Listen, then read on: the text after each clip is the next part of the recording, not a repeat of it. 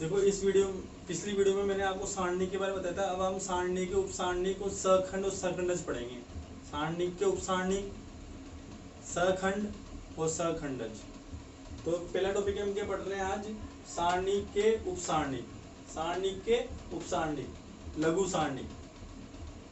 इसको उपसारणिक को हम लघु सारणिक बोलेंगे। देखो क्या होती है उपसारणिक देना? किसी भी सारणिक में, सारणिक कोई भी सारणिक को, सारणिक हमेशा वर्ग में, वो वर्ग मैट्रिक्स की बनेगी। सारणिक हमेशा वर्ग मैट्रिक्स बनेगी, या तो 2x2 या 3x3 या 4x4। 4x4 की तो हम पढ़ेंगे नहीं, केवल 1x1 की, 2x2 की और 3x3 की। 3 प्रकार की सारणिक पढ़नी है। तो किसी भी सारणिक में किसी भी अवयव वाली, किसी भी सारणिक में किसी भी अवयव वाली पंक्ति और स्तंभ को छोड़ने पर जो सारणिक बचती है उसे हम उस अवयव की उपसारणिक कहते हैं। लिखा हुआ है यहाँ, किसी भी सारणिक में किसी भी अवयव वाली पंक्ति व स्तंभ को छोड़ने पर, पंक्ति व स्तंभ को छोड़ने पर जो शेष सारणिक प्राप्त होती है, जो सारणिक हमें प्राप्त होगी, वह उस अवयव की उपसारणिक कहती है। उपसारणिक को हम किससे व्यक्त करेंगे? एम आई जे से। इसको बोलते हैं माइनर्स, इसलिए इसको कहते हैं एम से। क्या किससे व्यक्त करेंगे? एम से। इसको एम आई जे से व्यक्त करते हैं। जैसे इधर ध्यान से ना, ये लिखा हुआ है, ये 3x3 की सारणी है। कितने की सारणी है? 3x3 की। अब मैं आपको इसकी उपसारणी लिखनी है, जिसमें को लिखनी है A11 की उपसारणी। ये अवयव है, देखो देखो मैंने लिखा A11 की उपसारणी, A11 की उपसारणी। अब उपसारणी को हम एम आई जे, तो ये हो गया M11, क्योंकि ये A11 है तो यहाँ 11। तो इसकी पंक्ति स्तंभ को छोड़ दो, इसकी पंक्ति स्तंभ को छोड़ने पर जो सारणिक बचेगी, ये क्या होगी? उपसारणिक होगी। A22, A23, A32, A33। किसी भी अवयव की उपसारणिक निकाल सकते हैं। मान ले मेरे को निकालनी है A32 की, देखना A32 की उपसारणिक क्या होगी? M32। अब बताओ इधर है ना A32, इसको तो आप रफ करो, उसको समझाता हूं। देखो मैं समझना, किसकी उपसारणी निकालनी है? A32 की। A32 ये रहा, तो इसके पंक्ति स्तंभ को छोड़ दो। क्या लिखा? देखो, किसी भी सारणिक में किसी भी अवयव, कोई सा भी अवयव ले लो, उसकी पंक्ति और स्तंभ को छोड़ने पर जो सारणिक बचेगी उसे हम उपसारणी। A32 की सारणी, ये रही पंक्ति, A32 का स्तंभ ये रहा, इनको छोड़ दो तो जो सारणिक बचेगी, क्या क्या बचा अपने पास? A11, A13, A21 और A23। ये हो गया। क्या हो गया? किसी भी अवयव की उपसारणी के लिए निकाल सकते हैं। मान लें मेरे को इसकी निकालनी है, A22 की निकालनी है। A22 की उपसारणी, A22 की उपसारणी का मतलब क्या हो गया? M22, M22। बताओ ये। अब इसको तो रफ करो,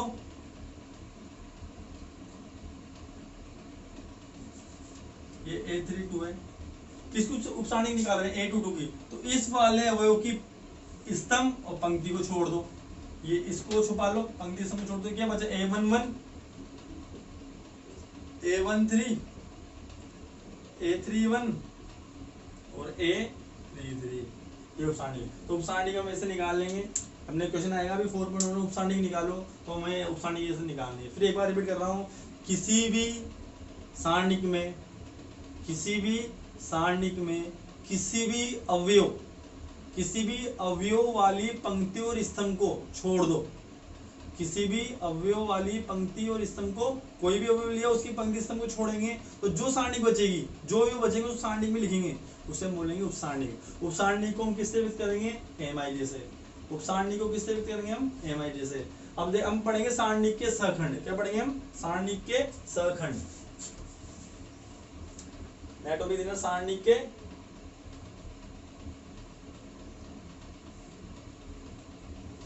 पढ़ेंगे हम सहखंड। ये समझ में आ गया आपको?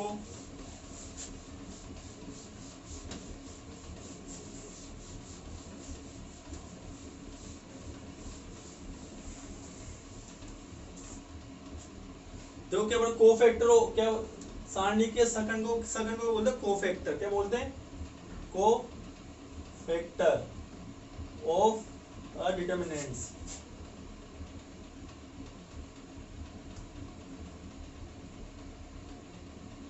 सारणी के सहखंड पढ़ रहे हैं। इससे पहले क्या टॉपिक पढ़ा अपन ने, सारणी की उपसारणी, और अब क्या पढ़ेंगे हम, सारणी के सहखंड। तो सिंपल सा ये, जिस बच्चे को उपसारणी निकालना आ गई ना उसको सहखंड में जाएंगे। केवल क्या अंतर है देखना, उपसारणी के आगे, उपसारणी के आगे प्लस या माइनस का चिन्ह लगाने पर हमें सहखंड प्राप्त होते हैं। फिर रिपीट कर रहा हूं मैं लिख देता हूं, देखना, देखो, उपसारणिक, उपसारणी का मतलब MIJ, MIJ के आगे प्लस या माइनस का चिन्ह लगाने पर, उपसारणिक MIJ के आगे प्लस या माइनस का चिन्ह लगाने पर सहखंड प्राप्त होता है। और सहखंड को AIJ या FIJ से व्यक्त करते हैं। तो देखो सहखंड देखो क्या हुआ, ये देखना सहखंड, इसको AIJ बोलो या FIJ बोलो, ये होगा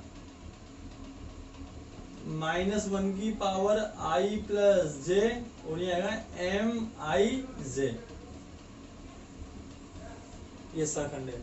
वापस रिपीट कर रहा हूं, उपसारणी के आगे किसी भी अवयव की उपसारणी के आगे प्लस का और माइनस का चिन्ह लगा दिया तो क्या बन जाएगा, सहखंड। उपसारणी में हमें प्लस और माइनस का चिन्ह नहीं लगाना है, लेकिन सहखंड में हम उपसारणी के आगे प्लस का और माइनस का चिन्ह लगाएंगे। प्लस और माइनस का चिन्ह देखो दो प्रकार से लगा सकते हैं, -1 की power I plus J, I और J के जोड़ेंगे। अब माइनस की पावर यदि सम हो तो आंसर प्लस में आता है, और यदि माइनस की पावर विषम हो तो आंसर माइनस में आता है। फिर माइनस की पावर, माइनस के ऊपर पावर सम आ जाए तो आंसर किस में आएगा, प्लस में। यदि माइनस के ऊपर पावर विषम आ जाए तो आंसर किस में आएगा, माइनस में।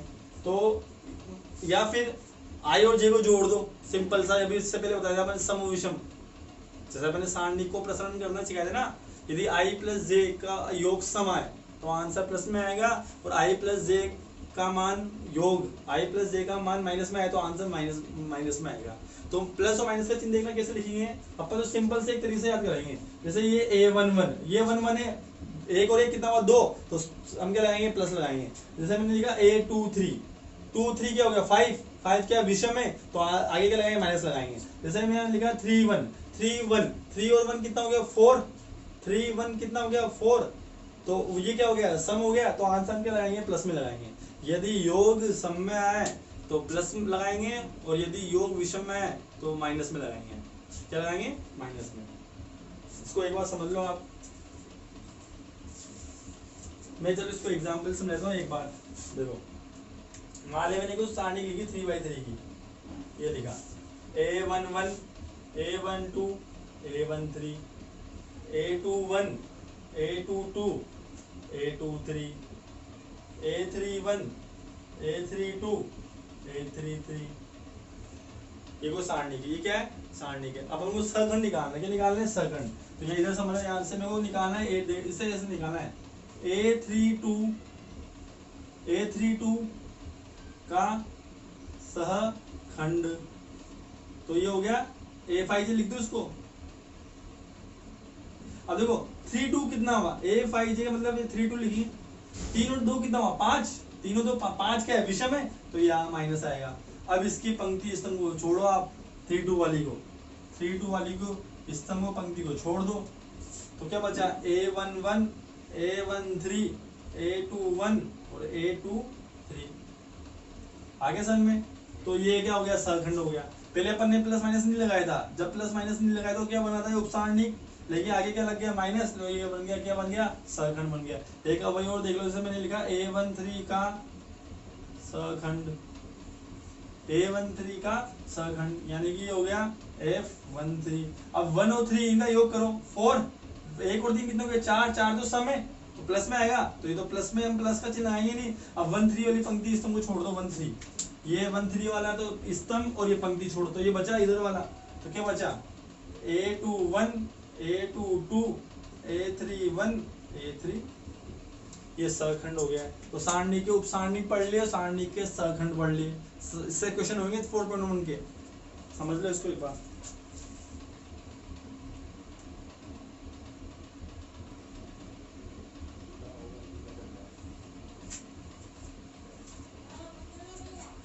तो सखंड के बाद मेरे को दो नोट तो समझाने हैं आपको, समझना ध्यान से।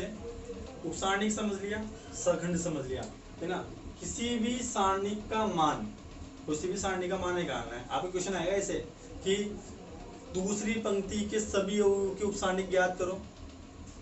दूसरी पंक्ति के सभी अवयवों के उपसारणिक या सखंड ज्ञात करो और उनकी सहायता से सारणिक का मान ज्ञात करो। फिर रिपीट कर रहा हूँ, क्वेश्चन किस प्रकार से आएगा कि दूसरी पंक्ति के सभी अवयवों के उपसारणिक और सखंड ज्ञात करो और उनकी सहायता से सारणिक का मान ज्ञात करो, है ना। तो ध्यान समझना, किसी भी सारणिक का मान, कोई भी सारणिक का मान हमें निकालना है।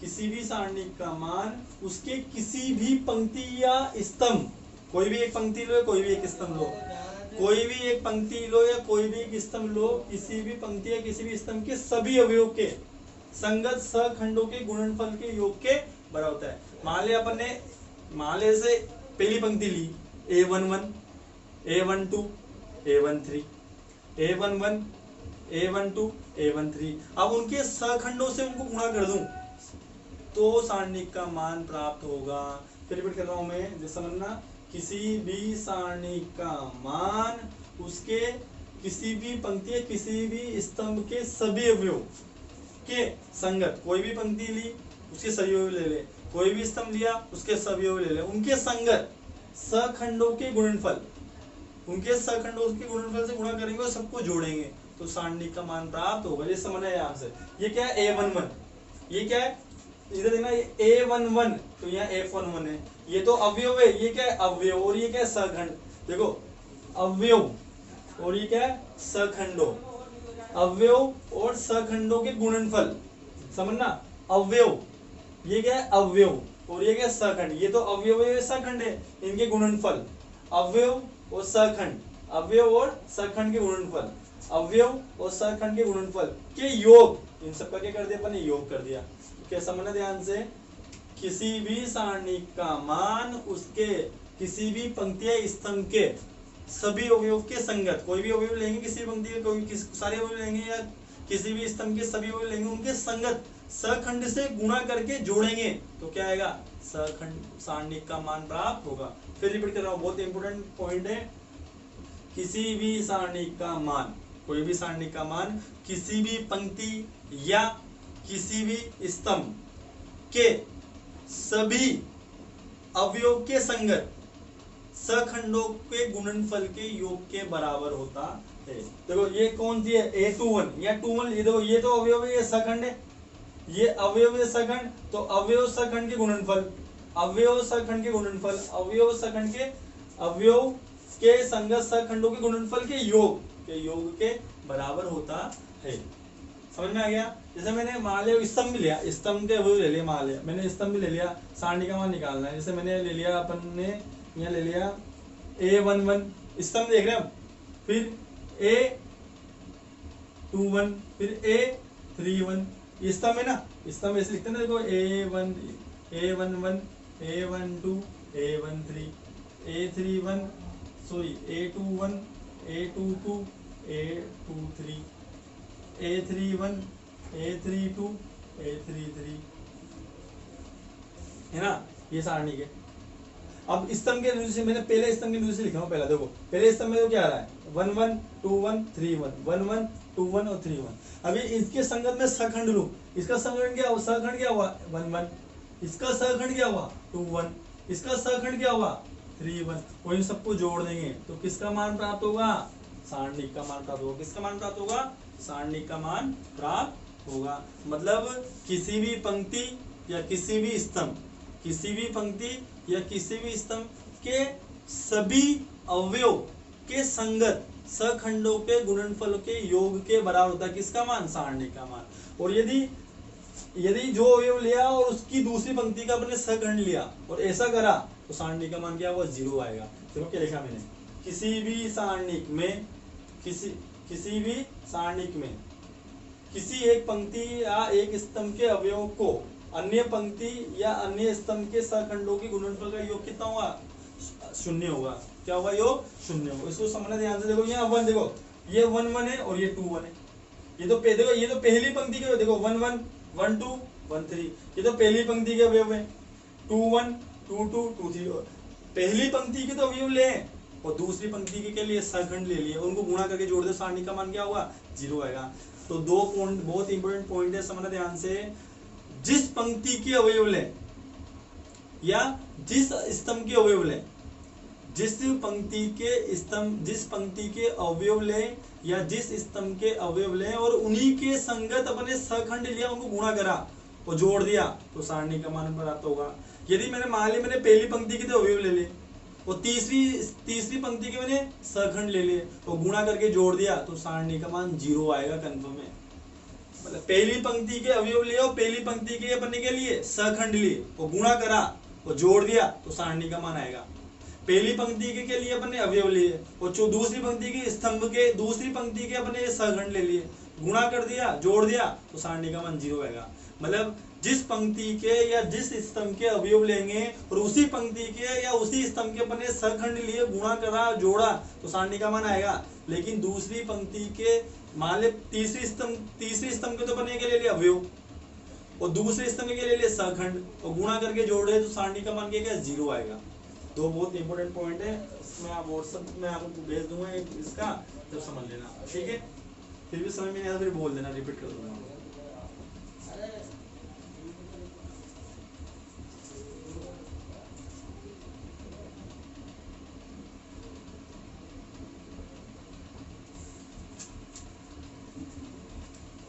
तो सखंड मैट्रिक्स के बाद हम सखंडज मैट्रिक्स पढ़ते हैं। ये सखंडज मैट्रिक्स हमने 5 एक्सरसाइज में, कौन सी एक्सरसाइज में? 5वीं में हमने चैप्टर नंबर 3 पढ़ लिया। 4th चैप्टर पढ़ रहे हैं, कौन सा पढ़ रहे हैं? 4th। लेकिन ये टॉपिक किसका है? 5th चैप्टर का है। मैं इसमें इसलिए पढ़ा रहा हूँ क्योंकि तीनों टॉपिक रिलेटेड है, उपसारणिक, सखंड और सखंडज। उपसारणिक, सखंड, सखंडज। सखंडज मैट्रिक्स निकालने के लिए पहले उपसारणिक निकालो। सहखंडज मैट्रिक्स, सहखंडज मैट्रिक्स निकालने के लिए पहले क्या निकालो? उपसारणिक, फिर निकालो सखंड, फिर निकलेगी सखंडज मैट्रिक्स। इसलिए मैं 5वें चैप्टर का टॉपिक इस चैप्टर में समझा रहा हूँ, वहां नहीं समझाऊंगा। समझने ध्यान से एक बात कि ना सखंडज मैट्रिक्स देखो क्या होती है। सखंडज मैट्रिक्स केवल वर्ग मैट्रिक्स की प्राप्त होती है। मैट्रिक्स तो बहुत सारी होती है ना, मैट्रिक्स नहीं पढ़ा अपन ने, पढ़ा है मैट्रिक्स 3/1 की, 3/2 की, 3/3 की, 2/1 की। सारणिक केवल वर्ग मैट्रिक्स की होती है। सारणी किसकी बनती है? वर्ग मैट्रिक्स की। तो सखंडज मैट्रिक्स भी केवल वर्ग मैट्रिक्स की ही बनेगी।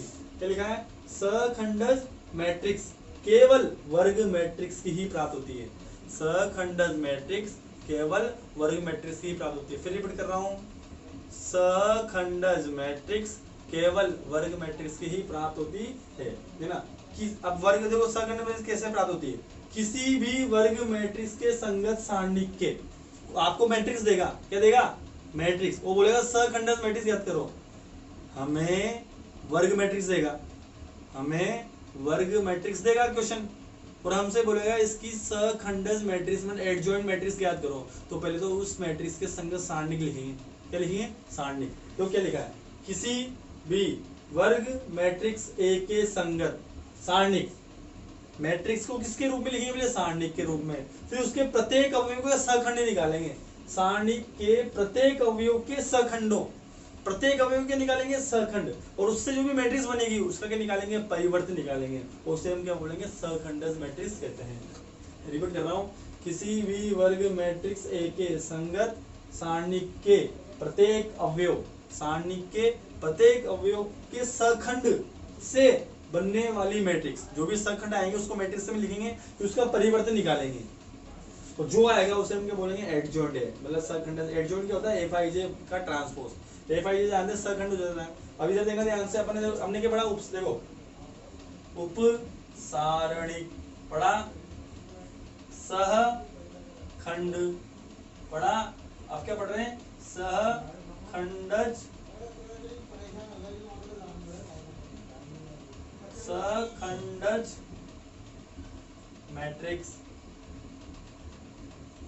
है ना। तो तीनों तीनों रिलेटेड है। उपसारणिका में आती है किसी भी अवयव की उपसारणी ज्ञात करने के लिए उसके संगत पंक्ति स्तंभ को छोड़ दो तो उपसारणिका आएगी। यदि उपसारणिका के प्लस माइनस का चिन्ह लगा देंगे तो सहखंड आएंगे। और तो किसी भी सारणी के सभी सहखंडों की मैट्रिक्स बना लो और उसका ट्रांसपोज निकाल लो तो क्या प्राप्त होगा, सहखंड मैट्रिक्स प्राप्त होगा। फिर लास्ट बार रिपीट कर रहा हूं मैं, तीनों रिलेटेड है। उपसारणिक मतलब माइनर, सहखंड कोफैक्टर, सहखंड एडजॉइंट। उपसारणी को क्या बोलते हैं, माइनर, माइनर ऑफ डिटरमिनेंट्स। सहखंड कोफैक्टर ऑफ अ डिटरमिनेंट्स। ये सहखंडक matrix adjoint of a matrix, adjoint matrix है ना, ध्यान समझना। सारणिकों में आती है, उपसारणिका में निकालना आती है ना। किसी भी अवयव के, किसी भी अवयव वाली पंक्ति, किसी भी अवयव वाली पंक्ति स्तंभ को छोड़ने पर जो सारणिक बनती है या बसती है उसे क्या बोलेंगे, उपसारणिक। यदि उपसारणिक के आगे प्लस का और माइनस का चिन्ह लगा दिया, यदि उपसारणिक के आगे प्लस का और माइनस का चिन्ह लगा दिया तो क्या बन जाएगा, सहखंड। प्लस माइनस का चिन्ह लगाना बता रखा है मैंने आगे। यदि i प्लस जे सम आए, यदि i प्लस जे सम आए तो प्लस लगाना है, और i माइनस जे विषम आ जाए, सॉरी i प्लस जे विषम आ जाए तो क्या लगाना है, माइनस लगाना है। यदि i प्लस जे का मान सम आएगा तो क्या लगाएंगे, प्लस, और i प्लस जे का मान विषम आएगा तो क्या लगाएंगे, माइनस लगाएंगे। ठीक है, प्लस माइनस हो गया। अब एक और चीज देखना ध्यान से, सारणिकों की उपसारणिकों की सहखंड हो गया। यदि जितने भी हमने सहखंड निकाले, जैसे 2/2 में 2/2 का सारणिक है, क्या है 2/2 का सारणिक है तो उसमें 4 सहखंड निकलेंगे, 4 अवयव होंगे। और 3/3 का सारणिक है तो उसमें 9 अवयव होंगे। 3/3 का सारणिक है तो 3 × 3 9 अवयव में, तो 9 अवयव के निकालेंगे, सहखंड निकालेंगे। 9 अवयव के क्या निकालेंगे हम, सहखंड। सभी 9 अवयवों के सहखंड निकाल लो, उन सहखंडों को मैट्रिक्स में लिख दो, फिर उसका ट्रांसपोज निकाल लो। जो ट्रांसपोज आएगा वही क्या है, सहखंडस मैट्रिक्स है। फिर लास्ट बार देखना, सहखंडस मैट्रिक्स निकालने के लिए, सहखंडस मैट्रिक्स निकालने के लिए पहले सारणिक लिखो, सारणिक के प्रत्येक अवयव का सहखंड निकालो, जितने भी सहखंड आएंगे उसको मैट्रिक्स के रूप में लिखो, उसका ट्रांसपोज निकालो, जो आएगा वो एडजॉइंट मैट्रिक्स है। फिर इसको अपन क्वेश्चन से करेंगे वहां पे चैप्टर नंबर 5 में, ये सहखंडस मैट्रिक्स है। अब हमारे पास केवल 4.1 के क्वेश्चन बच रहे हैं। क्या बच रहे हैं, 4.1 के क्वेश्चन बच रहे हैं, उसको हम खत्म करते हैं, है ना।